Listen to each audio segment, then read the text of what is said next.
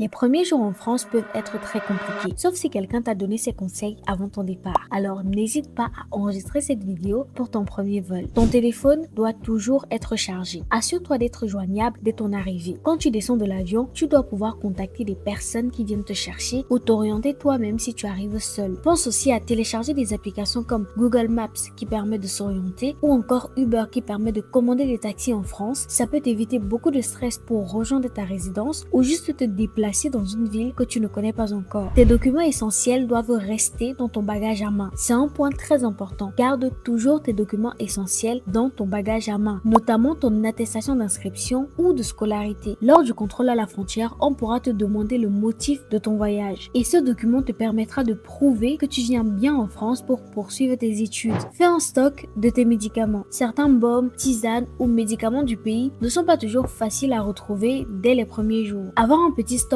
peut te rendre service le temps de prendre tes repères. Mais attention, pour les médicaments classiques en comprimé ou en sirop, voyage impérativement avec ton ordonnance médicale. La douane française est très stricte et pourrait te les confisquer si tu n'as pas les justificatifs médicaux. Tu dois te renseigner sur le temps qu'il fait avant ton départ. Je t'explique. C'est important de connaître les températures de ta ville de destination avant de faire tes valises. Les températures peuvent être très différentes de celles auxquelles tu es habitué car entre le Cameroun et la France, il n'y a pas les mêmes saisons, donc ça peut te surprendre. Par exemple, si tu sais qu'à ton arrivée, ce sera l'hiver, tu pourras emporter des vêtements plus adaptés. Imagine tu arrives en plein hiver et dans les vêtements que tu as prévus dans ta valise, il n'y a pas de veste réellement lourde et tu n'as même pas prévu un pull pour ta sortie de l'aéroport. Alors que si tu as renseigné bien à l'avance, tu pourras adapter ta valise en fonction de ça. N'hésite pas à t'abonner pour ne pas manquer la suite des vidéos et si toi aussi tu prépares un projet d'études pour la France et que tu souhaites être accompagné de A à Z, contacte-nous en privé.